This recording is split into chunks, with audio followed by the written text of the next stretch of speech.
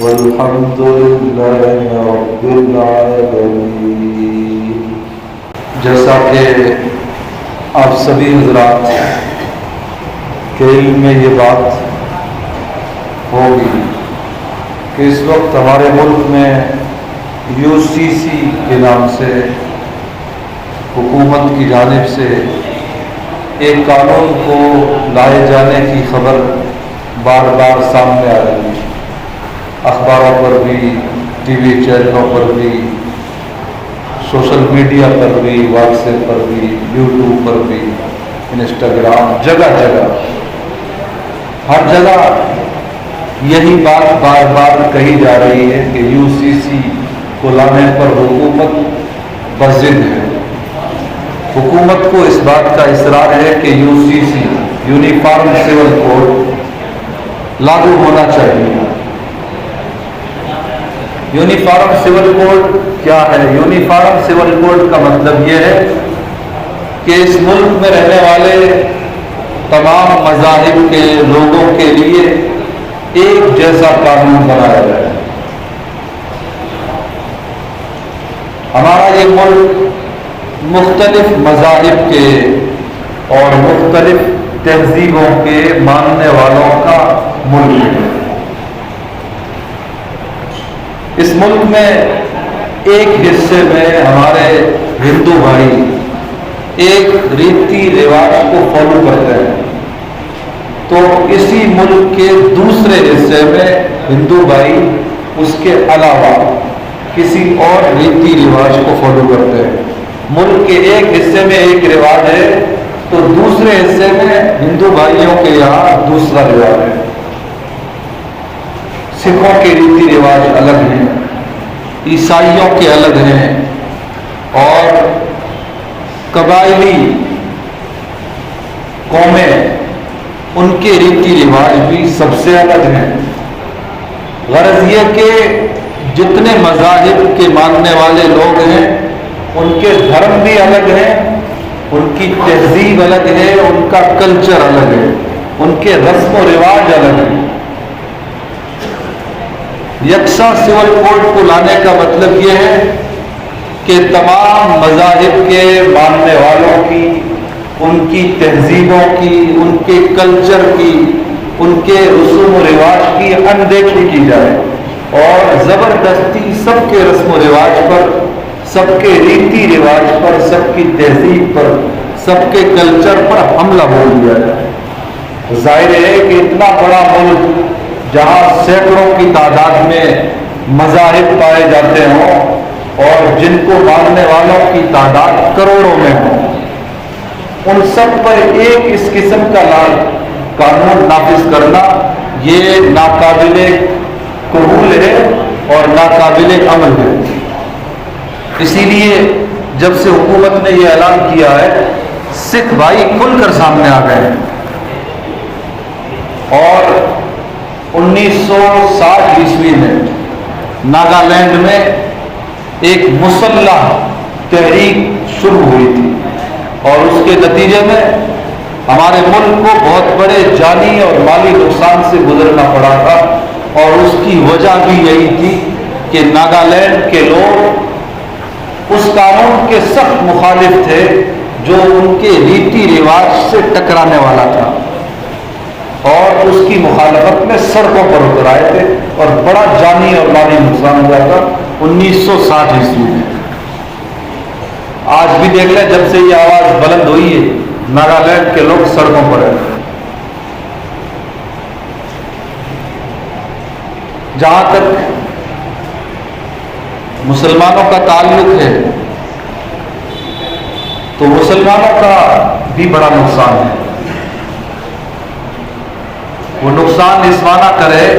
کہ بہت سے شریعت کے احکام جن کو ہم مانتے چلے آئے ہیں، جن پر ہم عمل کرتے چلے آئے ہیں، یکساں سول کوڈ کے لاگو ہونے کی صورت میں ان پر عمل مشکل ہو جائے گا۔ یہ بات کہی جا رہی ہے کہ جس چیز کا ڈرافٹ ابھی تک تیار ہو کر آیا ہی نہیں ہے تو اس چیز کی مخالفت کیوں کی جائے؟ جس چیز کا ڈرافٹ تیار ہو کر آیا ہی نہیں ہے اس کی مخالفت کیوں کی جائے؟ تو اس کا جواب یہ ہے کہ اتراکھنڈ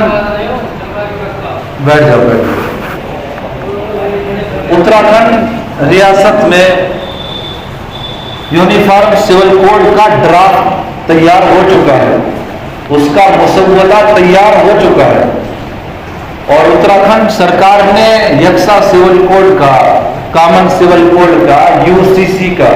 جو مسودہ اور ڈرافٹ تیار کیا ہے اس میں بڑی خطرناک چیزیں ہیں۔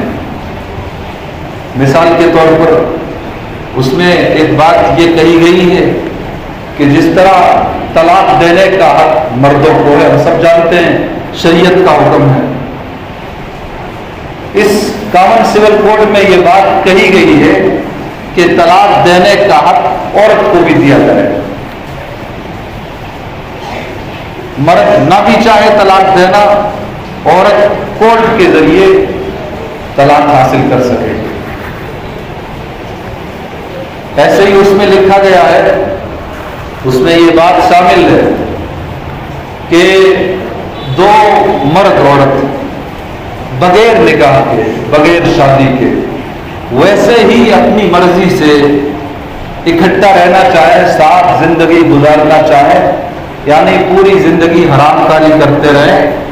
اس کی بھی اجازت دی جائے گی۔ ہمارے یہاں شریعت کا حکم میں قرآن سے ثابت ہے کہ اگر آدمی کا انتقال ہو جائے یا وہ طلاق دے دے تو عورت عدت گزارتی ہے۔ اس کامن سول کوڈ میں یہ بات شامل کی گئی ہے کہ اس عدت کو سرے سے ختم کر دیا جائے۔ 3 طلاق کے بعد واپسی کی کوئی صورت نہیں ہے بجز حلالے کے، حلالے کا راستہ اختیار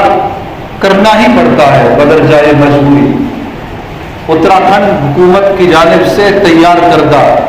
کامن سول کوڈ میں UCC کے ڈرافٹ میں یہ بات لکھی گئی ہے کہ اس حلالے کو سرے سے ختم کیا جائے گا۔ حلالہ ختم، عدت ختم، بغیر نکاح کے حرام کاری عمر پر کوئی کرتا رہے، اس چیز کو منظوری دی جائے گی۔ 2 سے زائد بچوں کی پیدائش پر پابندی عائد کی جائے گی۔ غرض یہ کہ اس طرح کی کئی چیزیں ہیں جو صاف طور پر ہماری شریعت سے ٹکراتی ہیں۔ یہ چیزیں کامن سول کوڈ میں تیار ہیں اور شامل ہیں جو اتراکھنڈ حکومت کی جانب سے تیار کیا گیا ہے۔ اب ظاہر ہے کہ اتراکھنڈ میں بھی BJP کی سرکار ہے، اور اب جو مرکزی سرکار جس UCC کو، کامن سول کوڈ کو لانے کی بات کر رہی ہے تو اس میں کوئی نئی چیزیں نہیں ہوں گی، اس میں یہی سب چیزیں ہوں گی اور زیادہ اضافے کے ساتھ۔ جو چیزیں اتراکھنڈ کے اس UCC کے ڈرافٹ میں نہیں ہیں وہ مرکزی سرکار کے UCC ڈرافٹ میں ہوں گی۔ اس لیے اس غلط فہمی میں کسی کو بھی نہیں رہنا چاہیے کہ جب ڈرافٹ آئے گا تب دیکھا جائے گا، اس کی مخالفت کرنی ہے یا حمایت کرنی ہے، اس کا فیصلہ ڈرافٹ آنے کے بعد لیا جائے گا۔ تو اس غلط فہمی میں کبھی بھی نہیں رہنا چاہیے۔ اتراکھنڈ میں جو کچھ کیا گیا ہے یہ دراصل اسی کا ایک سیمپل ہے، اسی کا ایک نمونہ ہے۔ یہ کہیے کہ ایک طرح سے اس ملک میں رہنے والوں کا ٹیسٹ لیا گیا ہے، انہیں چیک کیا گیا ہے کہ دیکھتے ہیں کہ اتراکھنڈ کی حد تک جو ہم نے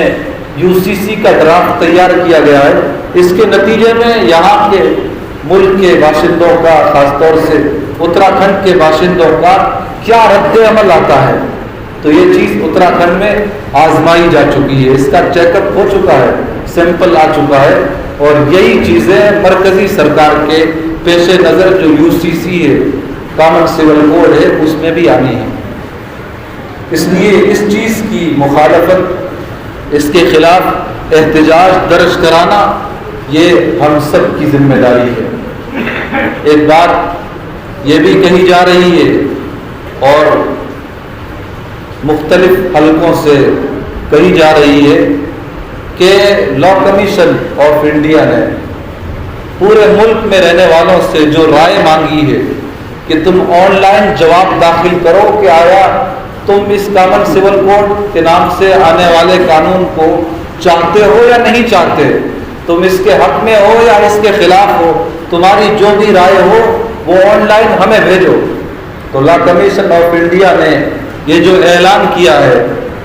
بعض لوگ یہ کہتے ہیں کہ لا کمیشن آف انڈیا کو آن لائن جواب بھیجنے کا فائدہ کیا ہے؟ ہونا تو وہی ہے جو حکومت چاہتی ہے، اور حکومت جو چاہتی ہے وہ دیر سویر کرے گی، تو پھر لا کمیشن آف انڈیا کو جواب بھیجنے کا فائدہ کیا ہے؟ کئی لوگ یہ بات بھی کہہ رہے ہیں، لیکن یہ بات بھی کمزور ہے۔ ہمارا اخلاقی اور شرعی یہ فریضہ بنتا ہے کہ ہم اپنے دین کے تحفظ کے لیے، اپنی دینی اقدار کے تحفظ کے لیے جو کچھ کر سکتے ہوں اتنا تو کریں۔ اپنے دین کے تحفظ کے لیے، اپنی دینی اقدار کے تحفظ، بقا اور بچاؤ کے لیے بظاہر اس ملک میں یہ ایک تدبیر ہے کہ لا کمیشن آف انڈیا نے جو آپشن ہمارے سامنے رکھا ہے اس آپشن کا ہم سہارا لیں، اس آپشن کے ذریعے سے ہم اپنا احتجاج درج کرائیں۔ اگر کوئی اتنا بھی نہیں کرتا ہے تو اس کا مطلب یہ ہے کہ اس کا ایمان اتنا کمزور ہو چکا ہے، اتنا بودا ہو چکا ہے کہ اسے نہ دین کی فکر ہے، نہ دینی اقدار کے اوپر عمل کی فکر ہے، نہ ان کے تحفظ کی فکر ہے۔ اس لیے آخری درجے ہی میں صحیح ہمیں اس تدبیر کو اپنانا ہے، اور لا کمیشن آف انڈیا نے اپنی رائے ہاں یا نہیں کی شکل میں پیش کرنے کا جو اعلان پورے ملک میں جاری کیا ہے، ہمیں اس اعلان پر لبیک کہتے ہوئے اس قانون کے خلاف، UCC کے خلاف اپنا احتجاج درج کرانا۔ اگر اتنا بھی نہ کر سکے تو اللہ تعالیٰ کے یہاں کیا منہ لے کر حاضر ہوں گے کہ شریعت پر، شریعت کے احکامات پر اعلان حملے بولے جا رہے تھے، اور تم جو کچھ اس کی مخالفت میں کر سکتے تھے، اور جو مخالفت جس حد تک صحیح تمہارے بس میں تھی تم وہ بھی نہ کر سکے، تو وہاں کیا منہ دکھائیں گے؟ اس لیے ہلکی پھلکی آوازیں جو سول کوڈ کی حمایت میں اٹھ رہی ہیں، یا سول کوڈ کے حوالے سے جو شکوک و شبہات پیدا کیے جا رہے ہیں، ہمیں اس طرح کی آوازوں سے، اس طرح کی مخالفتوں سے، شکوک و شبہات کے اس ماحول سے بے نیاز ہو کر اپنے دین کو، دینی اقدار کو، ان کے تحفظ کو، بقا کو، صرف یہ چیز ہمارے سامنے رہے، اور لا کمیشن آف انڈیا کی طرف سے جاری کردہ اس اعلان کا دل سے خیر مقدم کیا جائے۔ حضرت ابراہیم علیہ السلام کا یہ واقعہ ہمارے سامنے رہنا چاہیے کہ جب انہیں آگ میں ڈالنے سے پہلے آگ کو بھڑکایا گیا، آگ کو جلایا گیا، اور گھنٹوں اور دنوں بڑی تعداد میں لکڑیاں اور نہ جانے کیا کیا چیزیں اس میں ڈالی گئی، اور ایسا بھڑکایا گیا کہ ہزاروں آدمی مل کر بھی اسے بجھانا چاہیں تو آسانی کے ساتھ اسے بجھا نہ سکیں۔ جب اتنی آگ جلا دی گئی، بھڑکا دی گئی، اور حضرت ابراہیم علیہ السلام کو اس میں ڈالا گیا، تو بعض کتابوں میں ملتا ہے کہ ایک چڑیا اپنی چونچ میں پانی لے کر آئی، اور اس نے وہ پانی آگ کی جانب کو اڑایا اور پھینکا، تو دوسرے پرندوں نے اس چڑیا سے کہا کہ یہ اتنی دہکتی ہوئی آگ، ایسی خطرناک بھڑکی ہوئی آگ جسے ہزاروں انسان مل کر بھی آسانی سے بجھا نہ سکیں، تو چھوٹی سی چڑیا اور تیری چونچ میں معمولی مقدار میں پانی، بھلا اس پانی سے یہ آگ کہاں بجھ پائے؟ تو اس چڑیا نے جواب دیا تھا کہ میں جانتی ہوں کہ میں ایک معمولی پرندہ ہوں، اور میری چونچ میں ذرا سا پانی کا قطرہ ہے، اور اس کو پانی کی جانب ڈالنے سے، آگ کی جانب ڈالنے سے ذرا بھی فرق نہیں پڑے گا، لیکن اس کے باوجود میں نے یہ کام اس لیے کیا ہے تاکہ حضرت ابراہیم علیہ السلام کو جلانے والوں میں اور ان کو جلانے کی خاطر آگ کو بھڑکانے والوں میں میرا نام نہ آئے، بلکہ آگ کو بجھانے والوں میں اور ایک نبی کی جان کو تحفظ فراہم کرنے کا کردار ادا کرنے والوں میں میرا نام ہے۔